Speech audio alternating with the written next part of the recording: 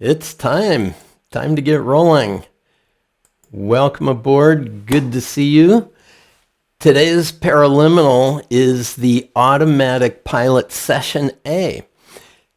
Do you know what automatic pilot is? Where that term comes from? In aviation, it's a little button you push that sets your airplane to fly on level at altitude that you've established in the direction of the goal that you've determined and plotted in to the navigation system of your airplane. And that means that whatever pressure differentials occur, whatever winds may come by to blow you off course, the plane is going to automatically correct course to make sure that you arrive where you have set your destination. Now, when that comes to driving in a car, it's a little different. It's not the same as cruise control. I have something called adaptive cruise control that, it will set the distance between me and the car in front of me, and it will adjust to make sure that my speed is always headed in the direction that I would like, but it's not a self-driving car at this point. I also have on my boat a navigational aid that sets my trolling motor to follow a course that I have set.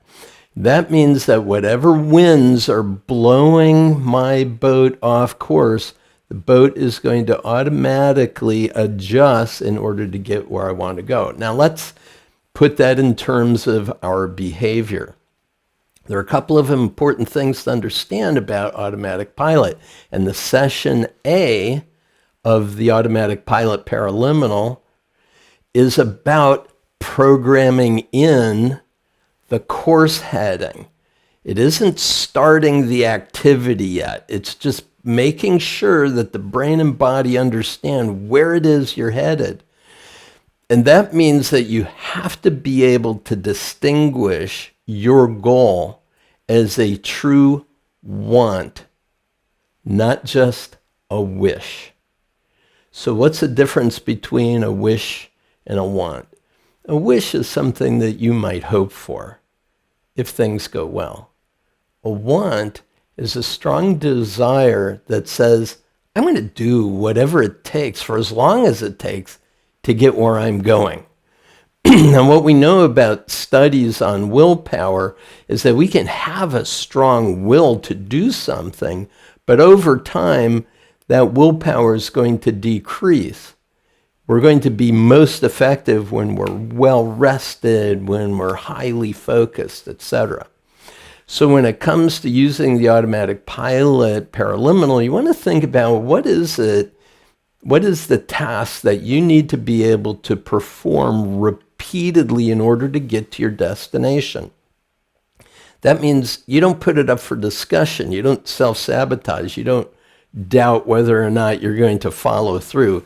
You absolutely know that this is what you're going to do no matter what, regardless of the circumstances or how the winds are blowing. You're going to set your course and you're going to follow that course to get where you want to go.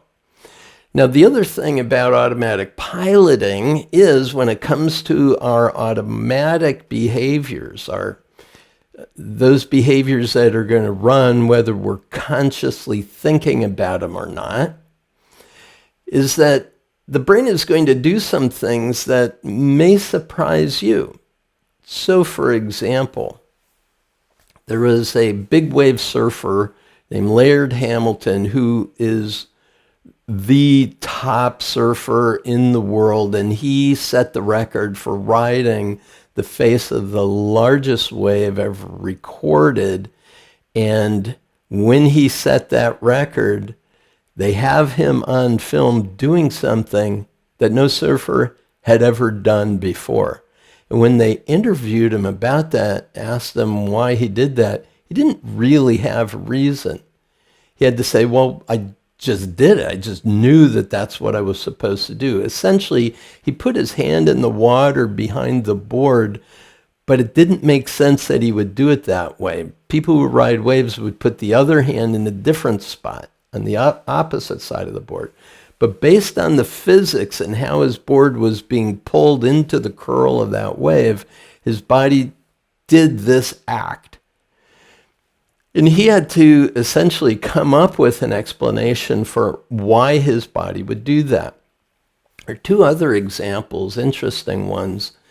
One is that a young man lost his brother in an automobile accident when on a country road, his brother's truck rolled off the road and he wasn't wearing a seatbelt. And the reason that he died was that his head hit the top of the cab.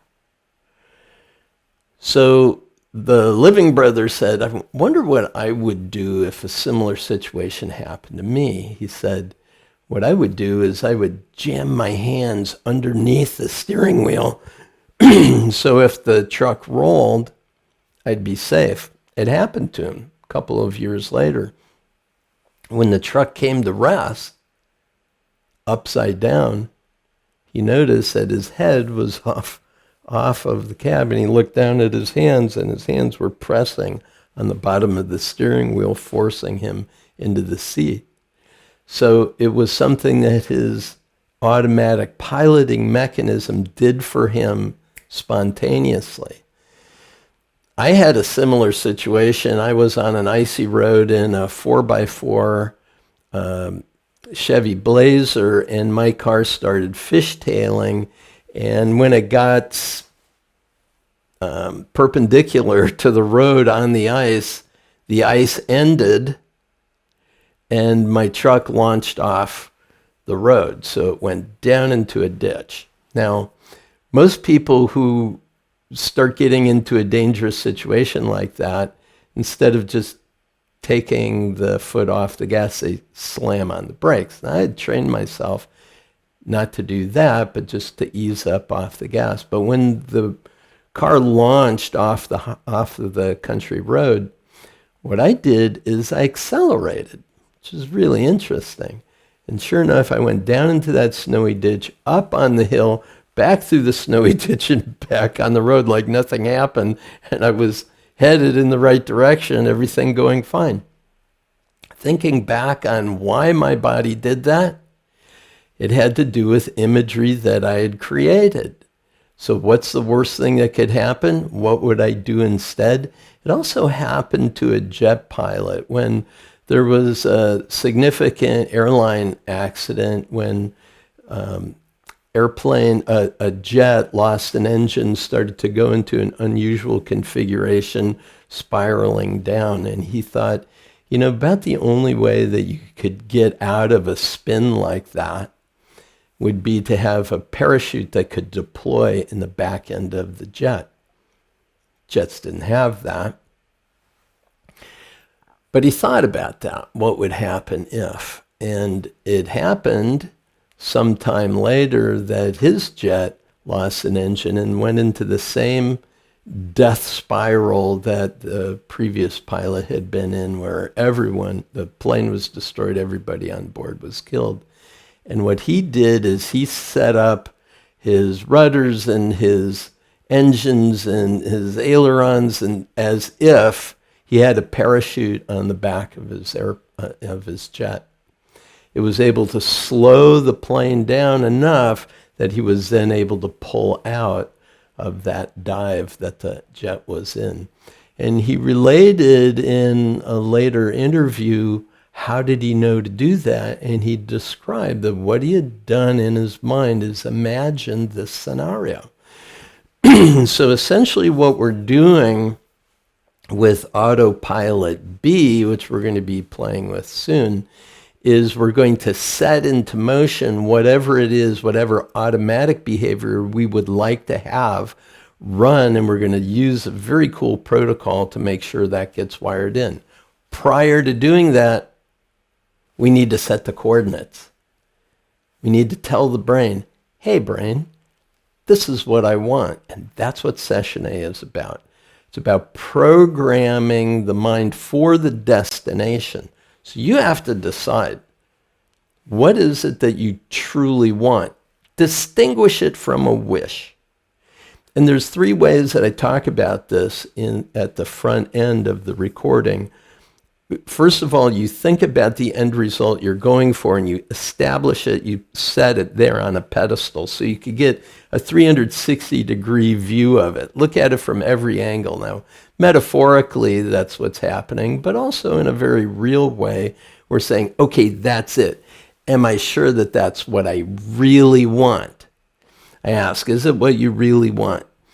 Could you get involved in it fully involved, dedicated to the acquisition of that goal without having to put an undue level of pressure like you should, you ought, you must, but just that this is truly something that you would love to be able to do. And thirdly, are you willing to do whatever it takes, for as long as it takes, to realize that? Now, that's a point where a lot of people will say, well, no, probably not. And then that means that really all you're talking about is a wish and not a true want. So once you have established, yes, this is it. This is the thing that I'm truly willing to dedicate myself. And for me, it might be a task.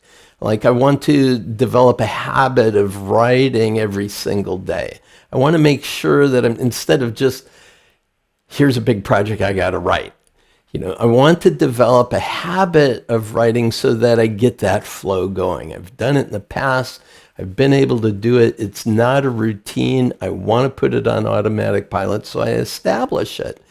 And when I was listening to that Paraliminal at session A, and I thought, am I willing to do whatever it takes, for as long as it takes, to be able to achieve that, I could feel the sense of resistance coming up to it. And I thought, isn't that interesting?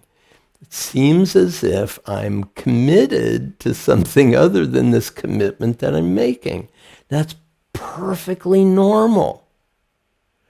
So I know that when I went through that, I was shifting my ability to really embody and embrace that outcome that I do desire. I know that I desire it.